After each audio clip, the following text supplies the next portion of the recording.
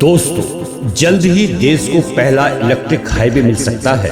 सरकार दिल्ली से जयपुर के बीच इलेक्ट्रिक हाईवे बनाने की तैयारी कर रही है। दिल्ली से जयपुर मेरा एक सपना है कि इलेक्ट्रिक हाईवे बना है। जैसे रेलवे के इंजन इलेक्ट्रिक पर चलता है, वैसे बसेस और ट्रक इलेक्ट्रिक पर चलेगी। इससे पैसा भी बचेगा और प्रदूषण भी कम होगा।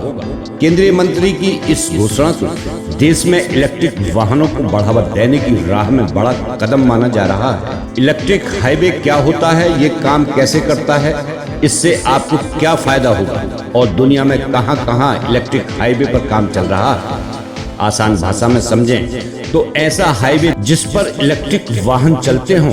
आपने ट्रेन के ऊपर एक इलेक्ट्रिक वायर देखा होगा। ट्रेन के इंजन से ये वायर एक आर्म के जरिए कनेक्ट होता है। इससे पूरी ट्रेन को इलेक्ट्रिसिटी मिलती है। इसी तरह हाईवे पर भी इलेक्ट्रिक वायर लगाए जाएंगे। हाईवे पर चलने वाले वाहन को इस वायर से इलेक्ट्रिसिटी मिलेगी। इसे ही ई हाईवे यानी इलेक्ट्रिक हाईवे कहा जाता है। इस हाईवे पर इलेक्ट्रिक वाहनों को चार्ज करने के लिए थोड़ी थोड़ी दूरी पर चार्जिंग पॉइंट भी होंगे। नितिन गडकरी ने घोषणा की है कि देश का पहला ई हाईवे दिल्ली और जयपुर के बीच बनाया जाएगा। 200 किलोमीटर लंबे इस हाईवे को दिल्ली मुंबई एक्सप्रेस वे के साथ ही एक नई लेन पर बनाया जाएगा। ये लेन पूरी तरह इलेक्ट्रिक होगी और इसमें केवल इलेक्ट्रिक वाहन ही चलेंगे। सरकार इसके लिए स्वीडन की कंपनी से बात कर रही है। पूरी तरह तैयार होने के बाद यह देश का पहला ई हाईवे होगा। गडकरी ने कहा कि ई हाईवे से लॉजिस्टिक कॉस्ट में 70% की कमी आएगी। फिलहाल चीजों की कीमत में बढ़ोतरी की एक बड़ी वजह ट्रांसपोर्टेशन कॉस्ट है। अगर ट्रांसपोर्टेशन कॉस्ट में कमी आएगी तो चीजें सस्ती हो सकती हैं। ये पूरी तरह इको फ्रेंडली होंगे।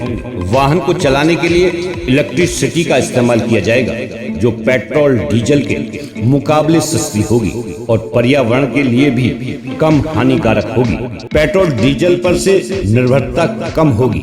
महंगे पेट्रोल डीजल की वजह से ट्रांसपोर्टेशन कॉस्ट भी बढ़ी है। साथ ही पेट्रोल डीजल पर्यावरण के लिए हानिकारक है। दुनिया भर में 3 अलग अलग तरह की टेक्नोलॉजी ई हाईवे के लिए इस्तेमाल की जाती है। भारत सरकार स्वीडन की कंपनी से बात कर रही है। जो टेक्नोलॉजी इस्तेमाल की जा रही है वही भारत में भी होगी। स्वीडन में पेंटोग्राफ मॉडल इस्तेमाल किया जाता है, जो भारत में ट्रेनों में भी इस्तेमाल किया जाता है। इसमें सड़क के ऊपर एक वायर लगाया जाता है जिसमें इलेक्ट्रिसिटी फ्लो होती है और एक पेंटोग्राफ के जरिए इस इलेक्ट्रिसिटी को वाहन में सप्लाई किया जाता है। यह इलेक्ट्रिसिटी डायरेक्ट इंजन को पावर देती है या वाहन में लगी बैटरी को चार्ज करती है। इसके अलावा कंडक्शन और इनकंडक्शन मॉडल का भी इस्तेमाल किया जाता है। कंडक्शन मॉडल में सड़क के भीतर ही वायर लगाया जाता है जिस पर पेंटोग्राफ टकराता हुआ चलता है। तीसरा मॉडल होता है इंडक्शन मॉडल। इसमें कोई वायर नहीं होता। इलेक्ट्रोमैग्नेटिक करंट के जरिए वाहन को इलेक्ट्रिसिटी सप्लाई की जाती है। स्वीडन और जर्मनी में जो इलेक्ट्रिक वाहन इस्तेमाल होते हैं उनमें हाइब्रिड इंजन होता है, यानी वे इलेक्ट्रिसिटी के साथ साथ पेट्रोल डीजल से भी चलते हैं। केवल इलेक्ट्रिक हाईवे बनाना ही काफी नहीं, उन पर चलने के लिए इलेक्ट्रिक वाहन भी होने चाहिए। पेट्रोल डीजल से चल रहे वाहनों को इलेक्ट्रिक वाहन से रिप्लेस करने में सालों लग सकते हैं। इलेक्ट्रिक हाईवे का इस्तेमाल स्वीडन और जर्मनी में हो रहा है। स्वीडन की हाईवे शुरू करने वाला दुनिया का पहला देश है। स्वीडन ने 2016 में ई हाईवे का ट्रायल शुरू किया था और 2018 में पहला ई हाईवे शुरू किया। स्वीडन के बाद जर्मनी ने 2019 में इलेक्ट्रिक हाईवे की शुरुआत की। ये हाईवे 6 मील लंबा है। इस हाईवे के अलावा जर्मनी ने बसों के लिए वायरलेस इलेक्ट्रिक रोड भी बनाए हैं। स्वीडन और जर्मनी में पब्लिक ट्रांसपोर्ट में इलेक्ट्रिक व्हीकल को बढ़ावा देने के लिए अलग अलग प्रोजेक्ट चल रहे हैं। ब्रिटेन और अमेरिका में भी ई हाईवे पर काम चल रहा है।